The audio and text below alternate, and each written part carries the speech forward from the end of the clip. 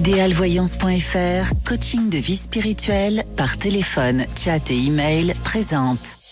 Sud Radio, à votre écoute, 16h-17h, Alexandre Delovan.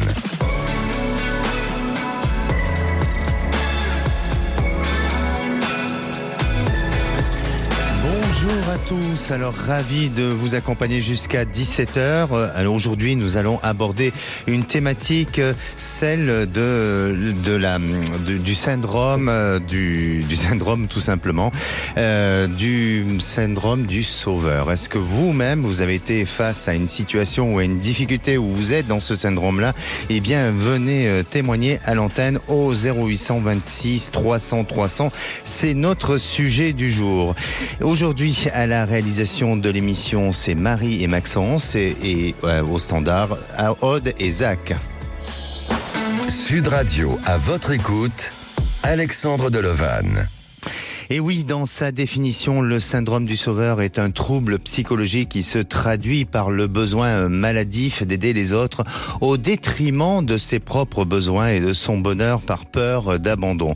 Et lorsqu'un sauveur ne parvient pas à trouver la reconnaissance qu'il cherche désespérément, il ressent un fort sentiment d'inutilité, pouvant conduire à des troubles tels que la dépression, l'isolement, la rancœur, la déception, voire la misotropie. Alors, pour en parler tout le long de cette émission, je vais poser cette question du jour à nos auditeurs et ma première auditrice, c'est notre première auditrice, c'est Eugénie. Bonjour Eugénie. Oui, bonjour. Bienvenue sur Sud Radio. Merci. Eugénie, vous avez 60 ans, vous êtes d'Albi, oui. Et vous avez peut-être travaillé ou vous travaillez toujours dans le secteur paramédical? J'ai travaillé, oui. Oui.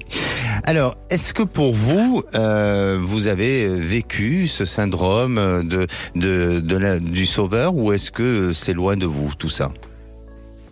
Non, je suis en train de le vivre et je m'en suis aperçue il n'y a pas longtemps parce que je suis un psychologue.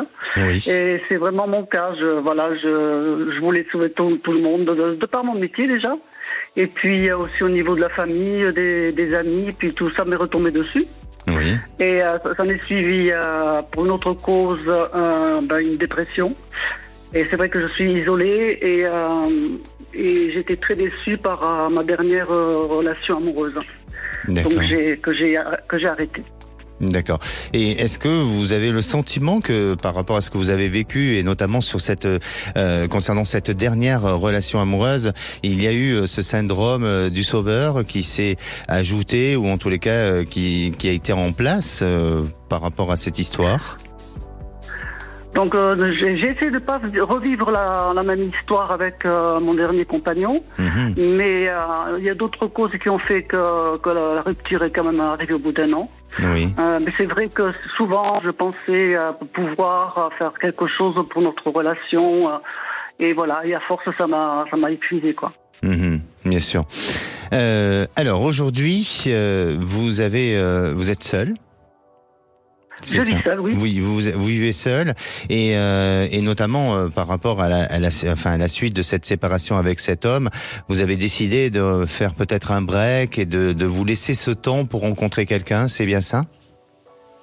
Donc là, je suis dans ma période de deuil, je qualifie ça comme ça, et je vais me laisser pas mal de temps, parce que c'est vrai qu'auparavant, avec les autres relations que j'ai eues, je suis allée très vite dans une autre relation, et je n'ai pas trouvé ce que je recherchais à chaque fois.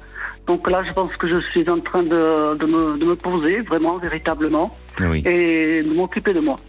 C'est très important de le faire. C'est très important de le faire, oui. Et aussi de peut-être d'aller vers de nouvelles activités, peut-être de trouver d'autres centres d'intérêt aussi dans votre vie, non?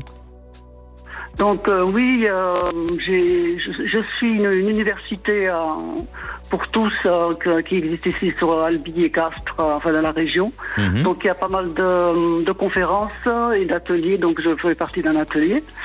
Et puis j'ai décidé d'essayer de bouger un peu mon corps. Je vais m'inscrire dans un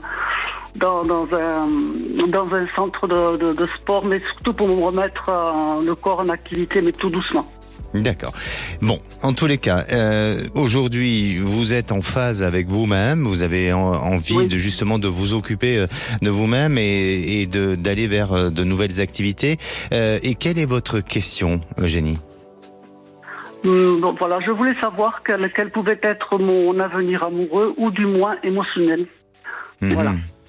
D'accord. Par rapport à tout ce que j'ai vécu. Oui. Alors, moi, de ce que je ressens, et bien entendu par rapport à ce que vous venez d'évoquer aussi, vous êtes dans cette période peut-être de temps nécessaire à réfléchir sur soi, prendre ce temps pour rencontrer la belle personne et surtout la personne qui va vous accompagner dans votre vie. Et je sens qu'il y a un besoin de temps pour vous et effectivement, je ne sens pas forcément une rencontre qui va arriver de manière assez rapide. Cette rencontre, elle se met en place, elle se positionne, elle va pouvoir vous amener vers quelque chose ou en tous les cas vers des jours meilleurs, mais prenez justement ce temps pour aussi réapprécier ou vous redécouvrir à d'autres, comme on a dit, à d'autres activités, mais aussi à d'autres manières d'approche avec l'individu et sortir un petit peu de toutes ces histoires où vous êtes un peu abandonné à l'autre, où vous avez essayé de faire en sorte de faire plaisir et non pas forcément de recevoir vous-même ce même plaisir que vous donnez, que vous avez donné. Et donc, pour moi, oui, effectivement, il y a une possibilité. Je vous sens ne pas rester seul, je vous sens pouvoir reconstruire votre vie, mais au niveau on va dire du temps, au niveau de cette échéance, eh bien, elle n'est pas pour tout de suite. Il faut encore patienter un petit peu. D'accord. Et on dirait que vous pouvez être amené à rencontrer quelqu'un où, au niveau géographique, il y a peut-être un éloignement géographique. Alors ça peut être, je ne sais pas si vous voyagez un peu, ou vous vous déplacez, ou est-ce que vous avez en prévision de faire des petits voyages ? Oui, j'ai fait pas mal de petits voyages. Bon, j'en ai fait un grand il y a très longtemps, mais c'était pour le travail. Mais après, je bouge facilement, je suis pas casanière et puis je ne reste pas longtemps au même endroit parce que j'ai besoin de voir du monde. D'accord. Alors effectivement, moi je vous sens avoir cette possibilité, cette capacité à pouvoir rencontrer cette personne au travers soit d'un déplacement, au travers d'un voyage et à tenir des liens ou des contacts avec cette personne, mais ça ne va pas, je dirais, s'effacer dans le temps. Bien au contraire, ça va vous permettre de pouvoir avancer, de pouvoir continuer, de pouvoir aussi resserrer les liens et vous verrez que cette personne se rapprochera de vous parce que s'il y a un choix à faire, eh bien c'est lui qui sera amené à venir vers vous pour s'installer avec vous et non pas le contraire. Et ça, sous une période à peu près de 2 ans. D'accord. Il va falloir patienter encore un petit peu, Eugénie. Oui, je patienterai. Voilà, mais en attendant, vous avez encore beaucoup de choses à faire. Et puis, vous verrez que cette rencontre sera pour vous une rencontre assez surprenante.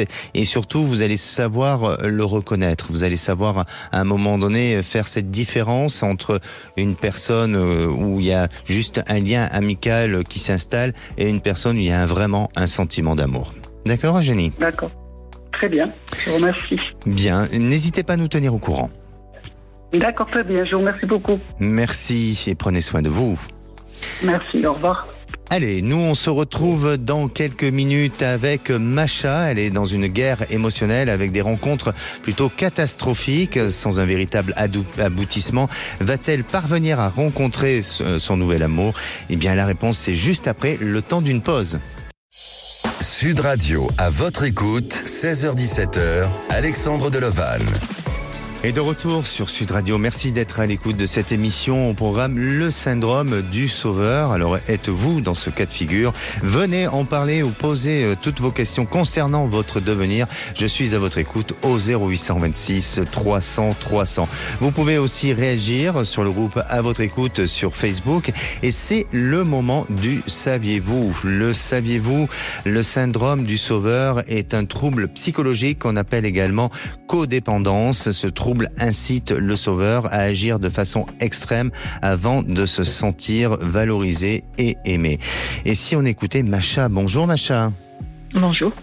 Bienvenue sur Sud Radio. Merci. Macha, j'allais dire Nacha, mais Macha, tout simplement. Vous avez 54 ans, vous habitez la Dordogne et vous êtes éducatrice spécialisée, c'est bien ça ? C'est ça. Macha, est-ce que le syndrome du sauveur vous parle ? J'ai tendance à dire aujourd'hui de l'imposteur, mais on reste sur le syndrome du sauveur qui est très différent. Est-ce que ça vous parle ? Oui, ça me parle dans le sens où je me suis rendu compte au fil des années que mes histoires d'amour et aussi parfois les relations d'amitié étaient sous-tendues par moi, par ce besoin de me sentir, on va dire, indispensable à l'autre, et que du coup ça faussait complètement la relation. Voilà, et une espèce de tentative de se garantir l'amour de l'autre, quoi. Bien sûr. Donc par rapport à tout ça, j'ai eu effectivement des rencontres et des histoires plus ou moins faciles, plus ou moins douloureuses, souvent douloureuses quand même au final. J'ai fait un gros travail autour de ça pour justement mieux repérer et m'en extraire aussi petit à petit. Parce que vous attirez quel genre de profil et quel genre de personne ? Alors j'ai envie de dire, d'une manière générale, c'est pas systématiquement à 100%, mais d'une manière générale, pendant pas mal d'années, c'était des personnes où je pouvais avoir un rôle de sauveur très concret, et financièrement aidé par rapport à une situation un petit peu par exemple, de détresse morale ou des choses comme ça. Donc du coup là c'est très, on a tout de suite son utilité, c'est très facilement identifiable, il y a des choses à faire et il y a et puis après au fil de mon avancement et du travail, il y a des situations où c'était un petit peu plus subtil et du coup où j'ai pas repéré forcément tout de suite. Oui. Et après, il y a eu aussi des événements de vie qui ont fait que, j'ai presque envie de dire, à mon insu, malgré moi, je me suis retrouvée encore une fois dans une situation d'être, de devoir sauver, de devoir aider, de devoir soutenir, accompagner. Et là, par contre, ça a été très insupportable pour moi et ça a été un des éléments qui ont fait que j'ai stoppé la relation. Alors, quand vous étiez dans cette volonté de sauver, est-ce que vous-même vous en étiez consciente de ça ? Et quelle était généralement votre volonté, je ne veux pas dire stratégie, mais quelle était votre mission ou votre volonté ? Sauver quoi et pourquoi et pour qui ? Ouais. Alors au début, j'étais pas du tout consciente de ça, évidemment. J'étais pas du tout consciente de ça. Petit à petit, effectivement, j'ai pris conscience que je répétais aussi des modèles parentaux, notamment ma mère a été dans ce rôle-là toute sa vie, donc je me suis très certainement aussi identifiée à elle, mais c'était aussi, c'est un peu l'amour sous condition quand on est sauveur, et donc moi j'ai aussi grandi dans un climat comme ça, avec des carences affectives importantes, et donc si on voulait être aimé, il fallait faire quelque chose, quoi. Bien sûr, mais souvent voilà. Le syndrome du sauveur est lié au fait qu'enfant on devient parent de nos parents. Où on a ce rôle-là, et c'est pour ça que bien ça se construit après dans notre vie, et il y a des schémas qui se répètent. Mais est-ce que vous avez eu un sentiment de satisfaction sur peut-être sur certaines histoires, certaines relations que vous avez eues, pas notamment vis-à-vis de l'amour que vous avez reçu, mais de ce que vous avez apporté vous en termes d'aide, d'accompagnement? Concrètement, oui, j'ai pu apporter de l'aide et du soutien, oui. Mais là où c'est pas du tout satisfaisant, c'est que ce n'est pas fait. C'est fait toujours avec derrière, plus ou moins consciemment, mais le désir d'être aimé en retour. Donc c'est pas gratuit, quoi. C'est pas désintéressé, effectivement, même si quand on est dedans et au début on se rend pas compte effectivement que derrière on attend un retour. Voilà. Bien sûr. Mais oui, c'est vrai, bien sûr, j'ai aidé des gens. Oui. Aujourd'hui, Macha, vous êtes donc en recherche d'une jolie rencontre, d'une belle histoire, ce qui n'est pas encore d'actualité, apparemment. Non. Et quelle est votre question ? Alors, du coup, par rapport à ça, je suis restée après la séparation avec le papa de ma fille, je suis restée par choix. Et probablement aussi un peu pour me protéger de ce risque-là de retomber dans des relations comme ça, je suis restée seule, mais j'en avais aussi besoin de toute façon, donc ça c'est, voilà. Et puis depuis quelques années, depuis je dirais 3-4 ans, je suis dans une démarche d'essayer effectivement de rencontrer quelqu'un, mais dans l'idée de vivre quelque chose vraiment dans le partage et la réciprocité.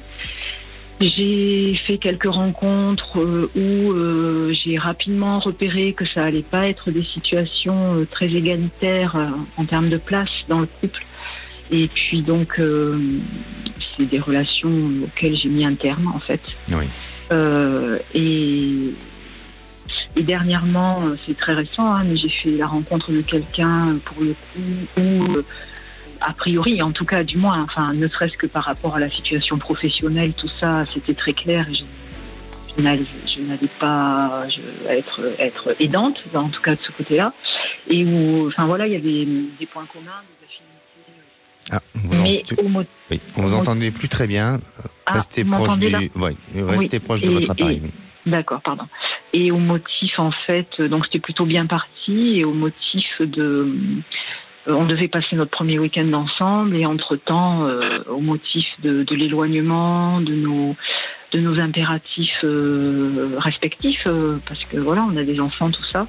Au final, monsieur a souhaité que ça s'arrête, oui. Parce que ça allait être trop compliqué. Pour lui, ça allait être trop compliqué. Il me disait que pour lui, l'organisation lui paraissait inextricable et que ça allait pas être viable. D'accord. Et donc ça a été compliqué pour moi parce que j'avais vraiment le sentiment que là, j'étais face à quelqu'un avec lequel ça aurait pu être possible. Mais c'est vrai que je commence à avoir une fatigue émotionnelle et... Bien sûr, mais à la fois, vous avez vécu une expérience de ce que vous venez de dire, hein, où ça aurait pu très bien se faire, donc c'est tout à fait encore possible. Et c'est sur ça le sentiment que j'ai. Exactement, et je crois que c'est ce qu'il faut retenir, c'est-à-dire que bien sûr qu'on a tous dans notre vie des épreuves, on a tous des périodes qui sont des périodes plus heureuses que d'autres, et puis des périodes où effectivement on a le sentiment que tout s'écroule, où ça s'enchaîne et ça se répète, mais dans toute situation, il faut en retenir quelque chose, autant positif que négatif, mais permettre aussi d'apporter une certaine forme de satisfaction. Et cette satisfaction vis-à-vis de cette histoire, elle est bien entendu pas dans le fait que vous allez poursuivre ensemble, mais de se dire que, eh bien, mon cœur a eu, là c'est encore, cette capacité à vibrer et à faire vibrer aussi un homme, donc il y a quelque chose de possible. Et pour répondre à votre question, Macha, pour moi, oui, vous allez rencontrer quelqu'un. Je sens que progressivement, vous avancez. Il y a encore une fragilité chez vous. Il y a encore, si vous voulez, cet état émotionnel sur lequel, eh bien, il faudrait pas grand-chose pour très vite basculer vers de la fébrilité. Il y a des choses comme ça. Mais vous avez besoin, vous, de gagner de la confiance en vous. Et puis, c'est pas grave si à nouveau vous rencontrez encore une personne avec qui les choses ne se feront pas ou ne se décideront pas comme elles doivent se décider. Mais je suis persuadé que dans une période d'un an et demi, là vous êtes dans une réelle réalisation sentimentale avec quelqu'un qui sera là pour vous aimer et non pas pour essayer de vous posséder ou en tous les cas de faire de vous une chose. Et là, vous verrez que vous vivrez une histoire magnifique. Ouais. C'est vrai que je me reconnais quand vous dites que effectivement il y a toujours une forme de fragilité et c'est vrai que je me rends compte que je suis sur le qui-vive quand même maintenant quand je parle à quelqu'un ou que je rencontre quelqu'un. Du coup, ça fausse un peu, quoi. Oui. Ça fausse un peu. Bien sûr. Mais, voilà. Bon, en tous les cas, n'hésitez pas à nous tenir au courant de la suite. Et puis, je vous souhaite une bonne continuation et une belle continuité pour vous, d'accord ? Merci beaucoup. Merci à vous. Prenez soin de vous. Merci aussi. Au revoir. Et à présent, c'est à vous pour poser toutes vos questions, qu'elles soient sentimentales, professionnelles ou bien sûr d'autres sujets. Un seul numéro, le 0826 300 300. On se retrouve dans un instant avec notre prochaine auditrice. Mais on aura aussi Pénélope. Pénélope a ce sentiment de se marier cette année, le jour de son anniversaire en juin. Alors, à ce jour, elle est célibataire. Est-ce une prémonition ou seulement un désir profond de se marier? Restez à l'écoute, la réponse est dans quelques minutes. Sud Radio, à votre écoute, 16h-17h, Alexandre Deleval. Et de retour sur Sud Radio, il est pratiquement 16h30, alors bienvenue à tous ceux qui nous rejoignent pour cette deuxième partie. Vous pouvez aussi nous suivre en direct depuis notre site internet sudradio.fr et sur le live de YouTube. Vous pouvez surtout et même télécharger notre application afin de continuer dans cette progression d'audience que nous avons depuis quelques temps. Et si à présent vous voulez témoigner ou réagir dans l'émission de demain, le sujet sera sur l'écoute des esprits. Alors ça sera un sujet plutôt ésotérique, mais si vous avez vécu ou vivez ce genre d'expérience, si un esprit vous parle, eh bien n'hésitez pas à venir en parler à l'antenne avec ou sans votre esprit. Aude vous attend au standard au 0826 300 300. Et je reviens sur notre sujet du jour avant d'accueillir notre prochaine auditrice Séti, concernant l'origine du syndrome du sauveur. Alors vous savez que la plupart du temps, ce syndrome du sauveur prend ses origines dans l'enfance. Ce sont des personnes qui, en tant qu'enfants, ont dû avoir un rôle, comme je disais tout à l'heure à Macha, qui ont eu un rôle de parents pour leurs propres parents, ou peut-être celui aussi d'un membre de la famille, avec un sentiment d'impuissance, de culpabilité, de doute, ou des responsabilités sur ce qu'ils n'ont pas pu faire auparavant. Et aussi, ces personnes qui sont justement et qui sont victimes du syndrome du sauveur ont aussi un manque ou ont vécu un manque d'attention ou d'affection de leurs parents.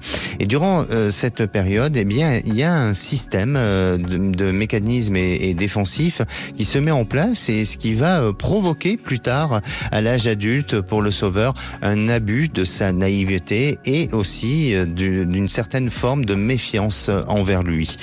Et j'accueille à présent Séti. Bonjour Séti. Bonjour Alexandre, bonjour l'équipe. Merci, bienvenue sur Sud Radio. Séti, est-ce que ça vous parle, le sujet et le syndrome du sauveur ? Oui, tout à fait. Donc, je raconte un petit peu mon histoire. Je suis toujours sauveuse. Oui. J'ai été sauveuse. Donc, je travaille, je suis bénévole à la Croix-Rouge. Je fais les maraudes. Je m'occupe des SDF aussi. Donc, on est une trentaine de SDF qui viennent nous voir dans les locaux. Donc, on leur donne à manger, ils se lavent, etc. On l'écoute, on est beaucoup à l'écoute. J'ai reçu beaucoup de gens, beaucoup d'amis chez moi. Ils venaient chez moi se plaindre, pleurer. C'était Mère Teresa. Voilà. Et je me suis aperçue qu'en fait, c'était des profiteurs. Donc, je cherchais en fait à ce qu'on m'aime. En faisant cela, je cherchais l'affection, la tendresse, et puis c'était que du profit. D'accord. Donc, là, vous parlez non pas des actions que vous menez à la Croix-Rouge, mais des personnes qui sont autour de vous et qui se sont proclamées être des amis. Et pour en finir, vous avez été un peu abusé. C'est ça dont vous parlez, de ces personnes-là, mais pas des gens qui sont dans la rue, des SDF ou des choses comme ça sur lesquelles... Non, d'accord. C'est pour justement faire toute cette différence-là. Et... Alors, on va revenir sur le sujet de vos amis, mais ce qui est intéressant, c'est aussi la participation et tout ce que vous menez au travers de la Croix-Rouge et sur le terrain. Depuis combien de temps vous faites ça ? Depuis 10 ans. Depuis 10 ans. Et vous l'avez fait, est-ce que ça a été lié à justement un vécu passé, à un besoin d'apporter quelque chose, ou est-ce qu'il y a eu d'autres raisons qui vous ont amené à vous retrouver dans cette mission-là de vie ? Un besoin déjà, dans un premier temps, et un besoin par rapport aussi avec les relations que j'ai eues avec certains hommes. C'était très, très, très chaotique. Oui. Et je cherchais encore l'amour, tout le temps. Parce que j'ai eu une carence en étant enfant. Oui. On n'avait pas d'amour, pas de tendresse, rien du tout. Oui. Et c'est pour la raison que j'allais avec des hommes. D'accord. Et ces hommes-là, eux-mêmes, avaient mis à part du comportement qu'ils avaient avec vous, qui n'était pas un comportement judicieux et correct et respectueux, mais est-ce que ils avaient une vie correcte ou est-ce que c'était un peu en dents de scie? Non, pas du tout correct. Oui. J'étais là, à l'écoute. Ils profitaient aussi de moi parce que j'étais très naïve. Je pensais que c'était de l'amour et tout. Finalement, je me suis aperçue, c'était pas du tout de l'amour, c'était que du profit. Eh oui. Sur n'importe quoi, que ce soit amour, argent, il y avait que du profit. Pour après, à la fin, me jeter vulgairement. Vous en êtes aujourd'hui, vous en êtes sorti ou est-ce que vous avez l'impression que ça vous poursuit encore? Oui. Ça va mieux, un petit peu mieux. Ça va mieux. D'accord. Oui, ça va mieux. Et alors, vis-à-vis de vos amis, vous avez eu ce sentiment d'avoir été un peu abusé, par le rôle de du sauveur ou de cette sauveuse que vous êtes. Et vous avez réussi à faire le tri. Vous avez réussi justement à dire les choses. Tout à fait. Peut-être pas à dire les choses, mais m'éloigner. À vous éloigner. Mais c'est important d'exprimer aussi, c'est important de dire, parce qu'il y a des personnes qui ont des comportements, des attitudes dont ils ne se rendent pas compte non plus. Pourquoi? Parce que inconsciemment, mais on laisse aussi l'accès et la porte à ce qu'on profite parfois par trop de générosité, trop de gentillesse et trop l'envie aussi d'aider l'autre. Et donc c'est important de communiquer, d'exprimer les choses, même si ça peut déplaire, mais c'est important de le faire. Aujourd'hui, vous êtes dans une histoire sentimentale, Séti, c'est bien ça? Tout à fait. Ça fait 2 ans et demi avec qui je suis avec une personne. D'accord. Et comment ça se passe? Alors, ça se passe, il est mystérieux. Je trouve qu'il a une face cachée. Quand on parle de quelque chose, il répond pas. J'ai beaucoup de doutes. J'arrive pas à le comprendre. On ne vit pas ensemble, bien sûr. Oui. Mais il y a quelque chose qui me perturbe. Et vous vous posez des questions sur cet homme? Oui, beaucoup. D'accord. Est-ce que vous envisagez un avenir avec lui, ou est-ce que tout simplement vous avez envie de garder cette relation un peu à distance et chacun reste autonome et indépendant? J'ai envie de faire quelque chose avec lui. Oui. Mais il veut pas, il aime bien être seul dans sa maison. Et je sais pas, il aime bien. Oui, moi vous savez, j'ai le sentiment qu'à travers cette histoire, cet homme peut vous amener à vivre autrement et différemment, et à vous apprendre à aimer différemment aussi, vous voyez. C'est-à-dire que pour vous, vous pouvez ressentir que cet homme est égoïste ou manque de parfois de disponibilité, donc de générosité, de plein de choses, mais à la fois peut-être que vous avez besoin de prendre exemple pour justement vous protéger, vous, et ne pas vous laisser trop aspirer par les uns et par les autres. Et je veux pas dire qu'il a raison, parce que je ne me permettrai pas d'aller vers une pensée de qui que ce soit, mais en tous les cas, de ce que j'entends, de ce que je reçois comme information, eh bien, cet homme est amené à être pas un exemple, mais à vous guider vers le bon chemin. Et je sens pas cette histoire pour autant négative. Bien au contraire. C'est comme si il doit vous amener à apprendre à vivre autrement et différemment. Et il y a quelque chose de bon, Ah oui. Et oui.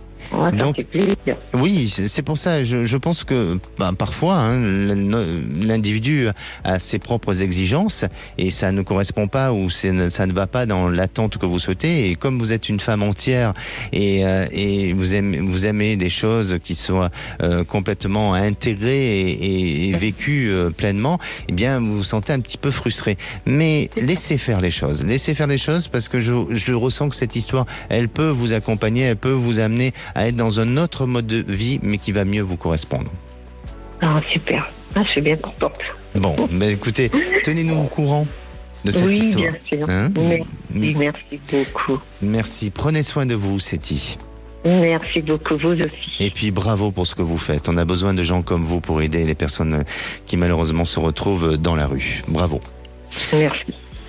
Allez, avant de retrouver notre prochaine auditrice, Pénélope, je vais vous donner les conseils pour se libérer du syndrome du sauveur. Alors, dans un premier temps, examinez votre compréhension des mots aider, le mot aider, et aussi de cette phrase prendre soin d'eux. Sachez que en responsabilisant la personne que vous aidez et faire en sorte qu'elle ne dépende pas de vous, ça va changer toute la formulation et aussi l'engagement dans lequel vous êtes. Trouvez aussi les raisons de ce besoin viscéral d'aider. Quel événement traumatisant de votre passé vous mène à devoir être dans cette notion d'aide, de votre enfance aussi? Qu'est-ce qui vous a poussé à développer un tel besoin compulsif? Faites-vous aider par un professionnel si dans le cas vous n'arrivez pas à identifier tout ça. Établissez des limites pour vos actions, arrêtez de vous sentir concerné quand vous rencontrez une personne dans le besoin, prenez du recul sur la situation, écoutez aussi ce que la personne vous raconte sans l'interrompre. Donnez-lui des conseils, mais ne faites pas tout à sa place. Laissez se responsabiliser cette personne-là. Et si vous suivez ces recommandations, ce sera bénéfique autant au sauveur qu'au sauvé. Et la parole est à Pénélope. Bonjour Pénélope. Bonjour Alexandre. Bienvenue sur Sud Radio. Un petit coucou. Merci. Je fais un petit coucou aussi à vos coéquipiers. Je ne sais pas comment on peut les appeler, que ce soit aux Douzac, voilà, collaborateurs. Exactement, aux équipes de Sud Radio qui sont formidables et on est vraiment une équipe avec un bon état d'esprit et une jolie famille. C'est vrai, ça se sent. Oui. Alors Pénélope, vous êtes de Béziers, vous avez 55 ans, vous êtes assistante de direction. Oui. Et est-ce que vous avez vécu ou est-ce que vous êtes un peu dans ce syndrome du sauveur ou de la sauveuse? Alors, peut-être un petit peu, déjà par mon métier assistante de direction, ben voilà, c'est quand même c'est parlant. Mais bon, en face c'est une rémunération, je le fais pas, voilà, je vais dire gratuitement et c'est un métier. Après, dans ma vie, ce que je préfère, c'est qu'on ait besoin de faire appel à moi, pas que j'aille directement à chercher la moindre occasion pour me rendre indispensable. J'ai suffisamment de choses à gérer moi toute seule dans ma vie, mais par contre c'est vrai que si on me demande, voilà, je vais avec plaisir, peut-être des fois en dépassant peut-être un petit peu mon rôle, mais si on me demande, je vais aller tout faire pour que le problème puisse se régler. D'accord. Voilà, bon, en tout cas, vous savez le contrôler, le maîtriser. Donc ça, c'est très bien. Peut-être que c'est comme vous dites, c'est votre métier aussi qui vous a appris justement à mesurer et à arbitrer ce qu'il faut faire et ne pas faire et à contrôler tout ça. Donc, dans ce que vous dites, il y a peut-être aussi une forme de déformation professionnelle, mais plutôt positive. Mais dans le bon sens. Dans le bon sens, effectivement. Alors vous, c'est un peu particulier votre témoignage, puisque je peux le dire à l'antenne, vous êtes né au mois de juin, on peut dire le jour? Oui, bien sûr, ça a son importance. C'est un 22 juin, voilà. Donc c'est un Le 22 samedi. est fort en termes de symbolique. Il est très fort sur le plan vibratoire. Et d'ailleurs, vendredi, on parlera sur la vibration des nombres. Et vous verrez, on parlera aussi du 22. Et donc, vous êtes né le 22 juin. Et qu'est-ce qui va se passer ce 22 juin? Alors, je suis née le 22 juin, c'était un samedi. Et cette année, le 22 juin tombe un samedi. Et j'ai toujours rêvé de me marier. Il se trouve que j'avais demandé au père de mes enfants à l'époque, je l'avais demandé en mariage, mais on n'était pas tous les deux, on vivait depuis plus de 17 ans, 18 ans ensemble, et on n'avait jamais trouvé que le mariage était essentiel. Donc il m'avait dit ben non, écoute, on va continuer comme ça. On n'a jamais trouvé que c'était essentiel. Donc en gros, il m'a dit ben non, j'ai pas pris ça comme un vrai non d'un refus de mariage, mais le mariage ne s'est pas fait. Mais j'ai toujours nourri cette envie de me marier. Aujourd'hui, on est divorcés depuis plus de ans. Et je me dis que on n'est pas loin du 22 juin. Jour pour jour, on est presque à 4 mois. Je n'ai encore personne dans ma vie. Et pourtant, j'ai l'impression que je vais me marier ce 22 juin 2024. Mais c'est un peu de la folie tout ça. Oui, complètement. Je ne suis pas en train du tout de me moquer de vous, hein, bien au contraire. Ne le prenez pas comme ça. Alors j'ai déjà connu une folie comme ça il n'y a pas très longtemps, c'était en 2020, où je disais qu'il fallait absolument que je quitte l'appartement que j'habitais, qui était un très bel appartement, mais qui me coûtait beaucoup trop cher, parce que je vivais maintenant seule et que j'arrivais plus à assumer. Et donc je faisais mes cartons, et quand j'avais mes voisins qui passaient me faire un coucou, qui me disaient « Ah ben on est content pour toi, tu as trouvé, tu fais tes cartons », je disais « Non, j'ai pas trouvé d'appartement, mais je sais que je vais déménager bientôt et que je vais en trouver un, donc ça y est, je fais mes cartons, ça va se faire. » Et donc on était en début d'année et j'ai trouvé un appartement au mois d'avril. D'accord. Donc parfait. en gros, vous voyez, avril, exactement, ça fait 4 mois entre le début d'année. Alors, donc voilà. Alors, je sais pas. Oui, bien sûr, bien sûr. Alors, Pénélope, ce que je vous propose, on va faire une petite pause et on va vous reprendre juste après. Donc, vous restez à l'antenne et on va voir un petit peu si ce 22 juin, eh bien, vous êtes dans une robe blanche ou pas. Surtout, ne bougez pas. Nous, on se retrouve dans quelques minutes avec Pénélope. On se retrouvera aussi avec Chantal vit à Marseille. Aujourd'hui, elle ressent ce besoin d'être au calme et de se mettre au vert. Elle a donc mis en vente son appartement pour aller vivre près de l'océan Atlantique. Alors, parviendra-t-elle à vendre son appartement et vivre dans le sud-ouest? Eh bien, on vous dira tout ça dans quelques minutes. Sud Radio, à votre écoute, 16h-17h, Alexandre Deleval. Et de retour sur Sud Radio pour cette dernière partie avant de retrouver les vraies voix présentées par Cécile de Minibus et Philippe David. Alors il vous reste encore quelques minutes pour passer à l'antenne 0826 300 300. Et à présent je retrouve Pénélope. Bonjour Pénélope. Vous êtes là? Oui, rebonjour. Oui, rebonjour Pénélope. Oui, je vous entends très bien. Parfait. Alors Pénélope, je reprends un petit peu ce que nous avons dit auparavant. Vous êtes assistante de direction et vous avez jusqu'à présent vécu des histoires et aujourd'hui vous êtes persuadée que ce 22 juin, eh bien, vous allez vous marier. C'est bien ça? Oui, persuadée. En tout cas, je le sens très fort. Vous le ressentez très fort. Mais ça me fait aussi un peu peur. Ça vous fait peur. Alors, c'est un sentiment, c'est une perception, c'est un ressenti ou c'est juste une volonté de vouloir justement vous marier à cette date-là? Et pourquoi cette date? Je le voudrais, oui, c'est une volonté, et en même temps quelque chose me dit que c'est vrai qu'il y a quelques personnes autour de moi que je fréquente, ou des ex-relations avec qui j'ai gardé de très bonnes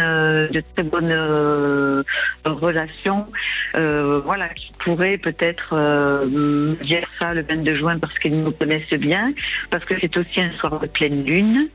Et que c'est la pleine lune du 22 juin. Donc, pour tout ça, je me dis que pourquoi pas. D'accord. Et en fait, c'était un souhait que ma mère aurait aimé réaliser avant qu'elle nous quitte. Mmh. Et je me dis que, quoi qu'il en soit dans ma vie, je finirai un jour par exaucer ce vœu. Bon, pourquoi pas ce samedi 22 juin 2024. Alors, vous savez, Pénélope, j'ai quand même été fouiller un petit peu l'information parce que je me dis, pourquoi ce 22 juin, même si je sais que c'est votre anniversaire, mais sachez que par rapport à votre jour, votre mois et votre année, le 22 juin est un samedi. Vous êtes né un samedi. Oui. Oui. Et oui. Donc, peut-être que tout simplement aussi, le fait de... est-ce que vous avez connaissance d'être né un samedi ou pas ? Oui, je le savais. Oui, c'est pour ça que j'avais toutes les planètes, on va dire, qui s'alignaient. Exactement. C'était un samedi, donc un jour de mariage, en tout cas dans la religion catholique, et puis la pleine lune, et donc je me disais, ça serait vraiment merveilleux le soir, la pleine lune. Voilà. Oui, ça serait magnifique. C'est très romantique comme idée. Exactement. Alors moi, je suis pas en train de vous dire que ça sera ce 22 juin. Je veux pas du tout vous contrarier ou en tous les cas vous faire perdre tous vos espoirs. voir. Mais en tous les cas, ce que je ressens, c'est que effectivement, à cette période du 22 juin, il y a cette histoire de pleine lune. Donc j'ai un petit peu cherché des informations, j'ai travaillé un peu sur votre cas pour voir un petit peu ce qui pouvait se passer. Et vous savez que c'est une pleine lune des fraisiers, hein, c'est le moment de la floraison. Ça sera une pleine lune en Capricorne. Donc c'est très favorable à la période de la communication. Aussi, comme ce sont des jours 22 juin où on est vraiment des jours à son maximum, hein, donc avec le solstice d'été, eh bien c'est une période où la passion est là. C'est une période où les choses sont bonnes pour cultiver, pour aller vers quelque chose d'un renouveau, d'une naissance, et peut-être possible une période où effectivement sur le plan sentimental il y a quelque chose qui va se passer pour vous. Alors maintenant, je suis pas en train de vous dire que c'est à tout prix ce 22 juin que vous allez vous marier, mais peut-être que à cette période-là, ça va pouvoir définir un événement, une période où les choses vont s'installer sur le long terme et vous amener peut-être effectivement sur un mariage. Voilà ce que j'en ai, ce que j'ai ressenti et ce que j'ai pu donner comme élément vous concernant. D'accord ? Ben merci, on est entre l'astrologie alors et la voyance. Exactement, et vous serez dans une excellente... oui, un peu de tout. J'ai cherché pour vous les informations. Oui, je vois, merci beaucoup. Merci Alexandre. Pénélope, et prenez soin de vous. Et puis surtout, on se donne rendez-vous ce 22 juin. Je vais demander au standard qui vous rappelle ce 22 juin. Enfin, ou en tous les cas le 21, parce que le 22, ça sera un samedi, donc on se rappelle le matin. Oui. Allez, permettez-moi, pour vous encourager, je vous embrasse, Pénélope. Merci. Et la parole est à Chantal. Oui. Bonjour Chantal. Je suis là, bonjour. Alors Chantal, vous êtes de Marseille. Exactement, oui. Oui, et vous avez pour intention d'aller, comme vous dites, au vert, c'est-à-dire de vendre votre appartement pour partir vers l'Atlantique, où là, pour vous, bien, c'est un lieu qui vous correspond mieux que dans le lieu où vous êtes actuellement. Oui, j'ai envie de changement en même temps, effectivement, et changement de pâturage, on va dire. Bien sûr, bien sûr. Vous prévoyez de le faire à quelle période ? Dès que ça sera possible. En fait, il faut pour pouvoir investir dans une maison, j'ai besoin de vendre un appartement que j'ai ici. Et donc, c'est bien, je dois le vendre auparavant, si vous voulez, pour pouvoir investir. D'accord. Donc, dès que ça sera possible, voilà, je viens de le mettre en vente et je voulais savoir si ça allait avancer cette affaire plus ou moins de long terme. Quoi. Eh bien, écoutez, cette affaire va bien avancer parce que j'ai aussi bien regardé votre question et votre situation et ça va bouger. Ça va bouger, mais ça va bouger même plus rapidement que prévu. C'est-à-dire que pour moi, il y a cette possibilité de vente, effectivement, qui va se faire et on dirait que vous allez tomber sur le charme d'un autre lieu, d'un autre endroit qui effectivement s'annonce vers l'Atlantique et vous permettre de vous installer.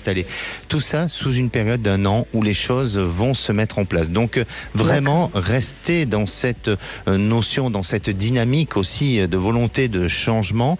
N'hésitez pas à peut-être déjà dès à présent à essayer de prospecter ou en tous les cas de rechercher le bien. Commencé, voilà, exactement, parce que vous verrez que à cet été, eh bien tout va s'activer, tout va se mettre en place et ça va vous permettre de retrouver un nouveau nid, un nouvel endroit, un nouveau bonheur pour vous et vous installer dans une nouvelle vie. Donc pour moi, oui, ça va se faire et beaucoup plus rapidement que ce que vous avez prévu vous. Dans des conditions qui seront bonnes en même temps. Et exactement. Bon. Très bien, écoutez, je suis enchantée. Merci, n'hésitez pas à nous tenir au courant. Merci beaucoup en tous les cas. Merci bien. Merci à vous, prenez soin de vous. Merci Chantal. Au revoir, merci. Et pour conclure, je dirais, vouloir sauver une personne proche de soi, ce n'est pas de s'abandonner totalement à elle. Et nous, on se retrouve demain, on parlera des esprits. Alors, êtes-vous à l'écoute des esprits ? Avez-vous déjà vécu cette expérience ? Venez en parler à l'antenne. Et je vous souhaite une bonne fin de journée. Prenez soin de vous. Et la place est aux vraies voix. Bonsoir Philippe David. Bonsoir Alexandre Delovan. Au menu des vraies voix, à 17h30, dans le grand débat, le Premier ministre a décidé de placer l'agriculture au rang des intérêts fondamentaux fondamentaux de la nation lors de sa conférence de presse de ce matin. Et on vous pose cette question. Comme le demande Gabriel Attal, faut-il mettre l'agriculture dans les intérêts fondamentaux de la nation? Vous pensez que oui? Vous pensez que non? Vous pensez que ce ne sont que des mots ou pas du tout? Appelez-nous au 0826 300 300. Notre expert sera Patrick Bénézy, vice-président de la FNSEA. À 18h35, la délinquance est en hausse dans les villes moyennes et petites selon un bilan de la sécurité publique. Et on vous pose cette question. Explosion de la délinquance dans les villes moyennes, est-on en sécurité nulle part? On aura Jean-Christophe Couvi, secrétaire national d'unité SGP Police FO avec nous. Nos 3 vraies voix du jour. Philippe Bilger, Tom Conan et Joseph Touvenel. Bonne émission. Sud Radio, à votre écoute, 16h-17h, Alexandre Delovan. Avec idéalvoyance.fr, coaching de vie spirituelle par téléphone, chat et email.